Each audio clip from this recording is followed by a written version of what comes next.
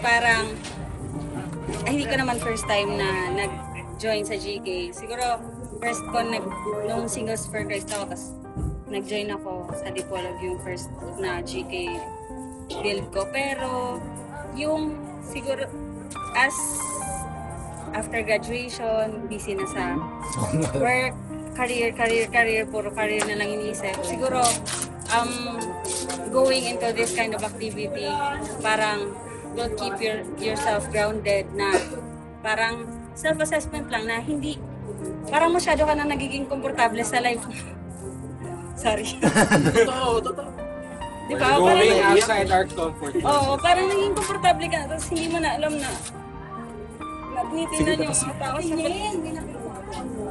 sa paligid na ngayon. Tapos yung nakakatulong ka lang sa community, parang nakikita mo nakatawa sila, natutuwa sila.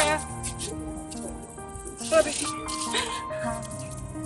Ayun, parang siguro parang after pagkakunari magkaapo man ako whatsoever, pag tinanong ako, what have you done sa community, ganyan during your youth, parang may masishare ako na I've helped a community. Hindi ko man siguro kayang i-change yung buong mundo, pero for some people, siguro I am part of the change.